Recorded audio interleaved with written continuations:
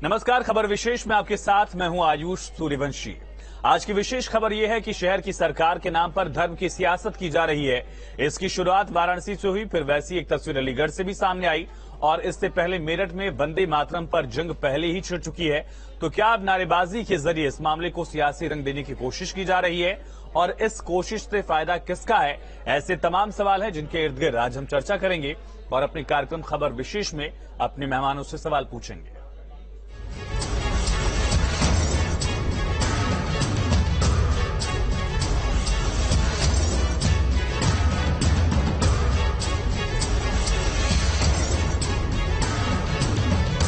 तो चाहे मेरठ हो, अलीगढ़ हो या फिर वाराणसी, शपथ ग्रहण से जो तस्वीरें सामने आई वो वाकई कई सवाल उठाती हैं।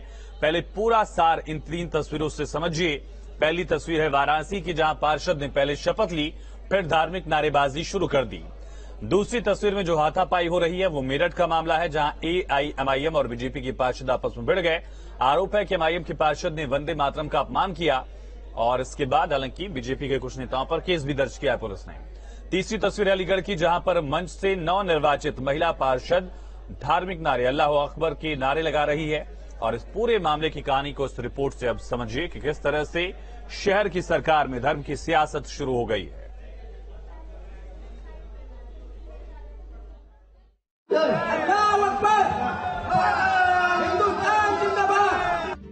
ये हैं नए नए चुने गए पार्षद जो पहुंचे थे पार्षद पद की शपथ लेने के लिए, लेकिन इधर शपथ पूरी हुई, उधर नारेबाजी शुरू कर दी।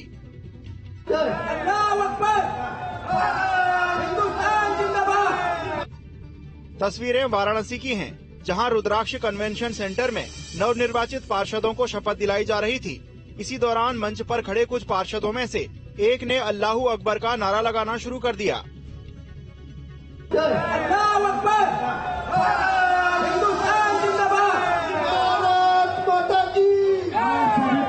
नारेबाजी करने वाले इस पार्षद का नाम मोहम्मद तैयब है, जो वाराणसी के वार्ड नंबर 97 से निर्दलीय चुना गया है। वहीं नारेबाजी के इस वीडियो ने शपथ ग्रहण समारोह को धार्मिक रंग दे दिया है, लेकिन मौके पर अल्लाहू अकबर और हिंदुस्तान जिंदाबाद के नारे लगाने वाले पार्षद भारत माता की जय के नारे पर कतराते हुए नजर आए।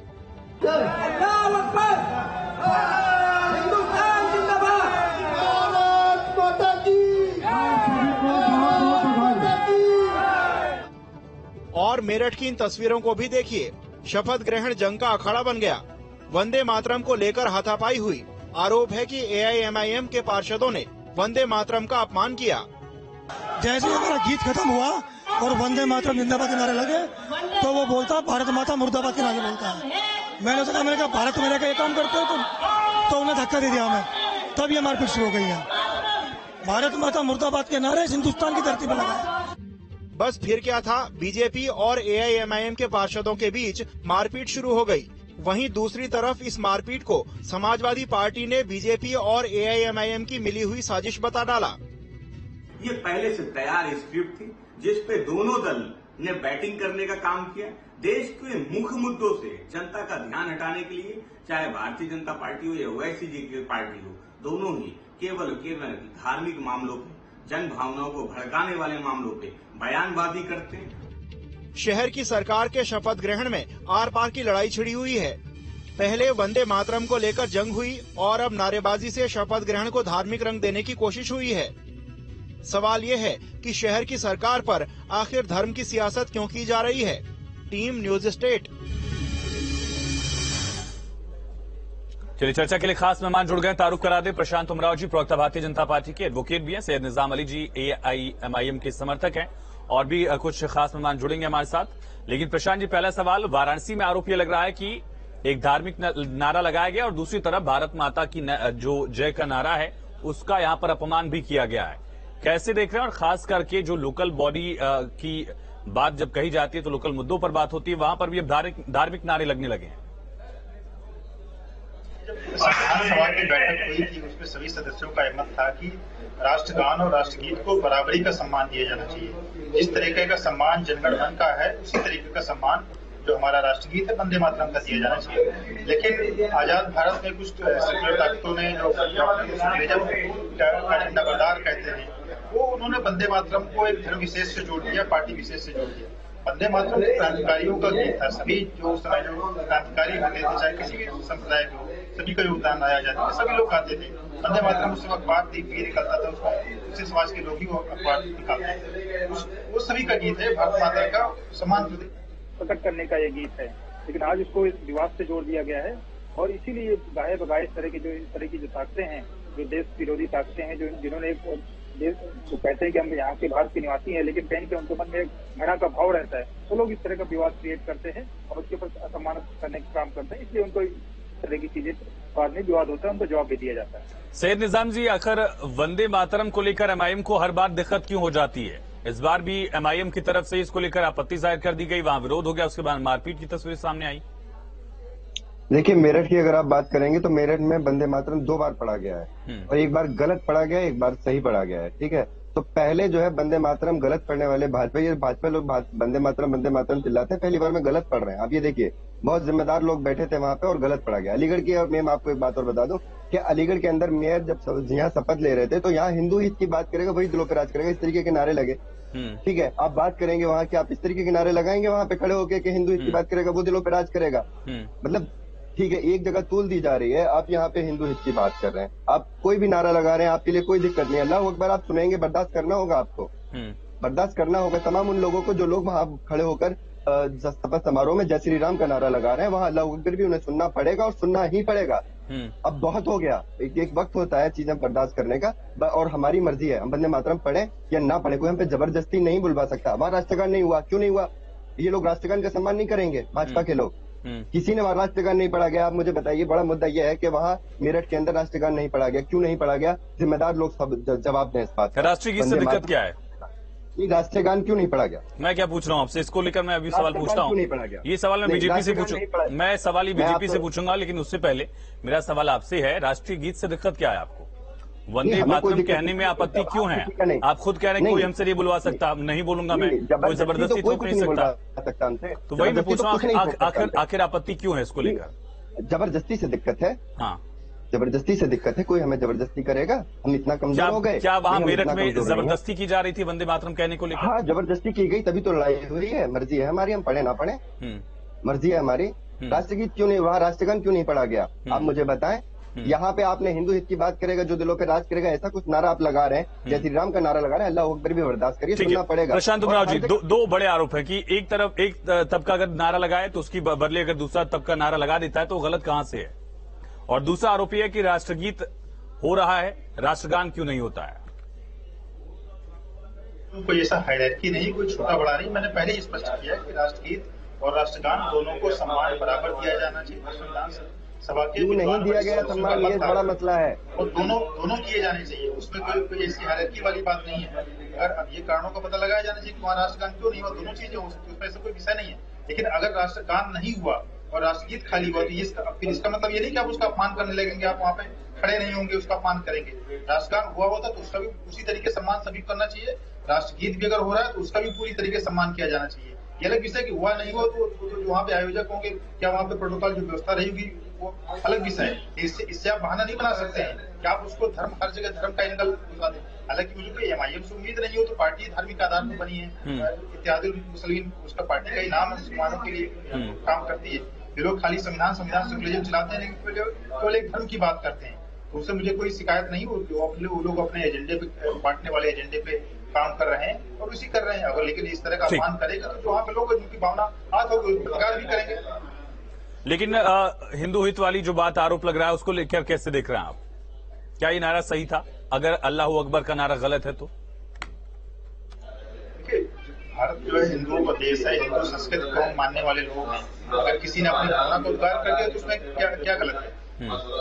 ठीक। डॉक्टर राहुल यादव समाजवादी पार्टी के नेता हमारे साथ जुड़ चुके हैं और साथ ही लखनऊ से हमारे संवाददाता अविनाश सिंह भी हमारे साथ कनेक्ट है।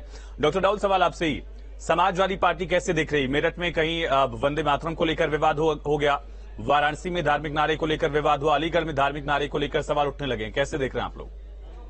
जी, मैं तो एक बात पहले आप सबको स्पष्ट कर दूं कि हमारे देश में पिछले कुछ सालों से ये जो प्रखरता है, जिस तरह की नफरत है और भय का जो वातावरण है, ये पूरी तरह से बढ़ा है और इन लोगों को समझना चाहिए। मैं देख रहा हूँ इस तरह से एमआईएम और बीजेपी के लोग मिल करके इस देश में जो भाईचारा है, एक दूसरे के धर्मों को लेकर के जिस तरह से सम्मान की दृष्टि थी, और जो हमारे संविधान की मंशा है उसके प्रतिकूल जाकर के जो कट्टरता आई है इसको लेकर के थोड़ा सा सजग होने की जरूरत है, खासकर जनता को। तो ये चीजें लोकतंत्र के लिए ना अच्छी हैं, ना हमारे समाज के लिए अच्छी है, ना भविष्य नहीं। ना तो एमआईएम 9 साल पहले बनी, ना बीजेपी बनी, ना ही वंदे मातरम नारा आया था। तो फिर ये हाल फिलहाल वाली बात कहां से आ रही है?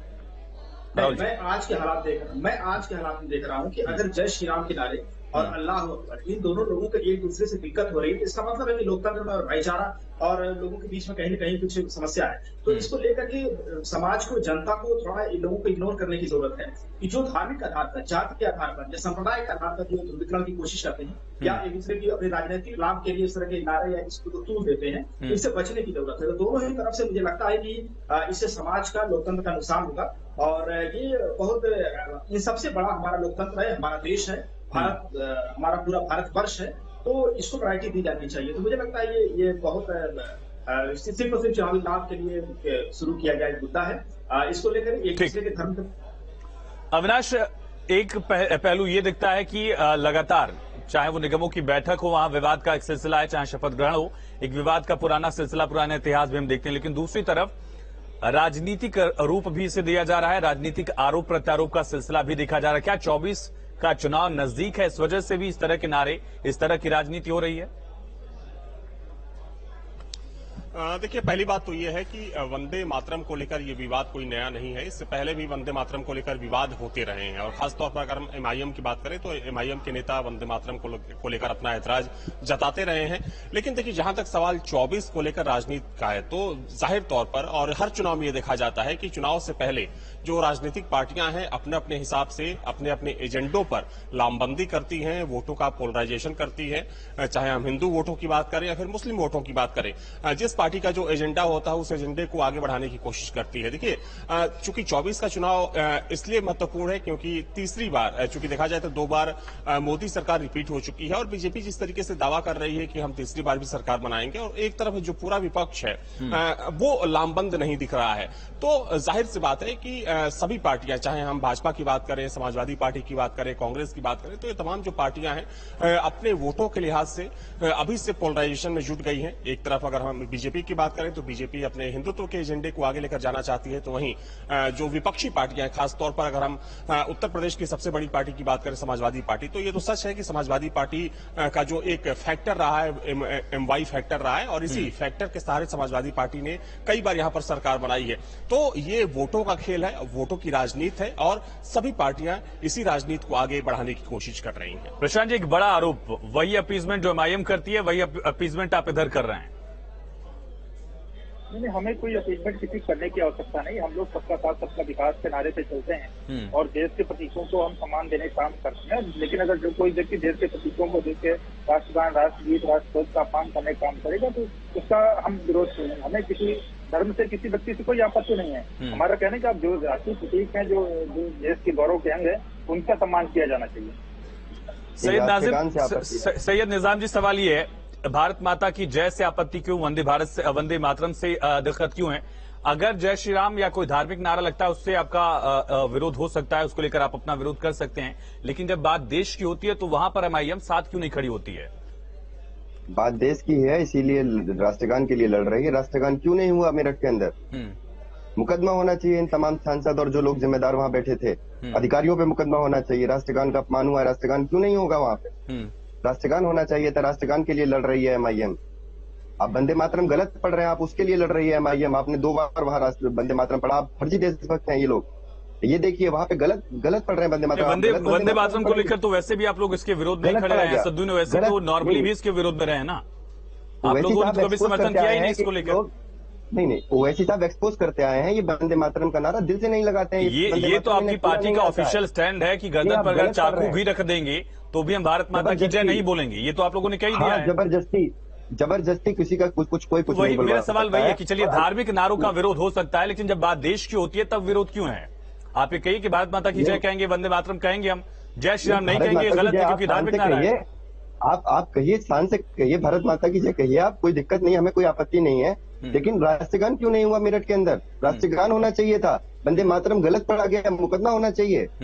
लोग वाराणसी की तस्वीरें जो आई वो देखिए, एक तरफ भारत माता की जय का नारा लगता है, दूसरी तरफ अल्लाह अकबर का नारा लगाया जाता है। तो क्या ये दोनों नारे आपस में विरोधाभासी है, इस वजह से ऐसा किया जा रहा है या साथ के हैं, क्या है? क्योंकि एक नारा तो देखिए जो भारत माता की जय का नारा है तो देश का नारा है, देश के लिए है, धर्म का नारा तो है नहीं। देश की पार्लियामेंट, देश की विधानसभा, जो यहाँ उत्तर प्रदेश की विधानसभा है, लगातार ये जय श्री राम का नारा वहाँ पे लगा है। और देखिए अल्लाह अकबर अब लोगों को आदत डाल लेनी चाहिए। एमआईएम आ गई है, एमआईएम अल्लाह अकबर का नारा लगाएगी, जीतने की खुशी का इजहार करेगी। ऐसे अल्लाह अकबर का नारा अब हर जगह लगेगा इंशाल्लाह, ठीक है। और रही बात राष्ट्रगान का अपमान हुआ है, मुकदमा होना चाहिए। प्रशांत जी बहुत छोटा सा जाओ, फिर मैं राहुल जी के पास जाऊंगा। अब अल्लाह अकबर का नारा जो है उसको भी यूपी के लोगों को आदत डाल लेनी चाहिए, एमआईएम का कहना है। नहीं, यूपी के लोग क्यों आदत डालेंगे, उसकी जिसको लगाना है वो लगाएगा। और धार्मिक यहाँ पे धार्मिक नारे विषय ये है कि जहाँ पे वंदे मातरम या राष्ट्रगान, राष्ट्रगीत जहाँ दोनों होते हैं उनका सम्मान होना चाहिए। राष्ट्रगान नहीं गाया गया ये कोई तरह कानूनी विषय नहीं है, अगर गाया गया होता तो उसको सबको गाना चाहिए, नहीं गाया गया कोई अलग बात है। मैं तो यही नहीं, अपमान हुआ है ना, दोनों का सम्मान हुआ है, राष्ट्रगान का अपमान हुआ है। ये कैसे अपमान हो गया? राष्ट्रगान हुआ नहीं तो अपमान कैसे हो गया? नहीं, राष्ट्रगान क्यों नहीं हुआ? राष्ट्रगान क्यों नहीं हुआ? हर जगह राष्ट्रगान सबसे पहले शुरुआत राष्ट्रगान से होती है, उनको राष्ट्रगान करना चाहिए था।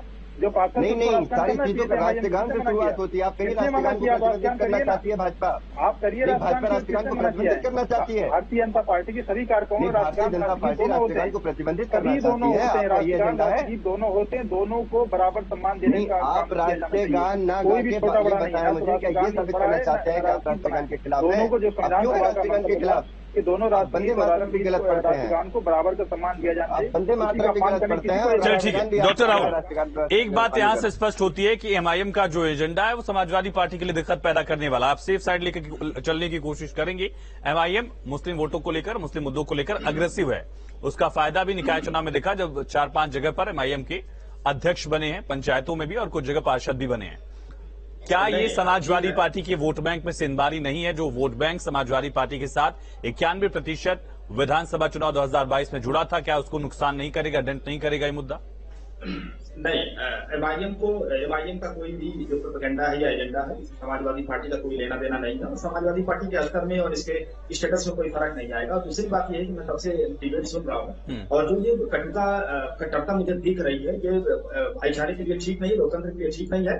और हमारे राष्ट्रगान और राष्ट्रगीत एक सामान्य प्रक्रिया है किसी भी कार्यक्रम में, उसको लेकर के इतना एग्रेशन या उसको लेकर के इस तरह से प्रोपेगेंडा खड़ा करना ये ठीक नहीं है। और सिर्फ वोट के लिए या चुनावी लाभ के लिए मैं भी देख रहा हूँ कि लोग भारत जोड़ने की बात कर रहे हैं, एक दूसरे से मिलने की बात कर रहे हैं, दूसरे के धर्म के संस्कृति को, सभ्यता को अपना रहे हैं। और इस तरह से डॉक्टर राहुल जी, आपने सुना ना, सैयद निजाम ने कहा कि अब जैसे जय श्री राम का नारा लोग सुन रहे थे, वैसे ही अल्लाह अकबर का नारा सुनेंगे। वो मुस्लिमों के मुद्दे की बात कर रहे हैं, नहीं कर रहे हैं, वो मुस्लिम कौम तय करेगी। लेकिन आप लोगों की तरफ से उसको लेकर रिएक्ट नहीं किया जा रहा। मैं सवाल वहां पर पूछना चाह रहा हूं कि क्या ये समाजवादी पार्टी के लिए मुस्लिम रिप्रेजेंटेशन वाले वोट्स को लेकर दिक्कत नहीं पैदा कर रहा है? आपको एक सेफ साइड लेकर चलना पड़ता है?